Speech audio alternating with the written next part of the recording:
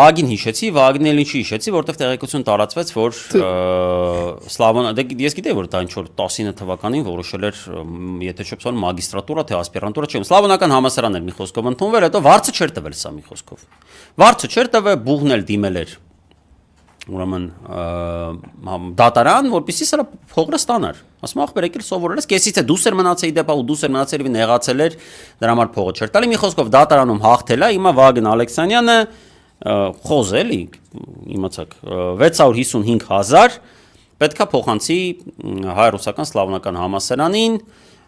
ինչի դեպի մոմն ինչ զարմանալի է, գիտես որ առումով, որ ցավոք ես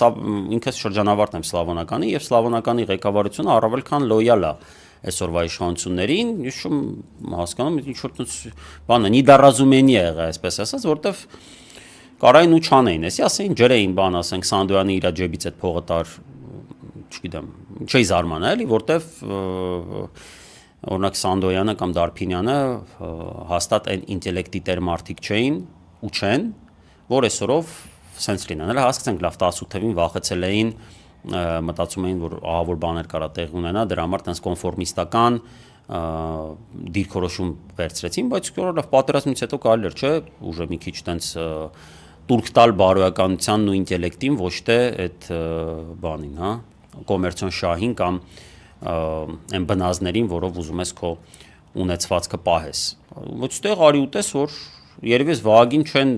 աֆիլացնում անմիջապես նս Նիկոլի հետ, համարել եմ, որ կամ չի խնդրել հաստատ վերևներից, մի խոսքով զարմացած եմ, բայց հաճելի է տեսնել, որ ինչ որ հարցով սկզբունքային գնացել են եւ այս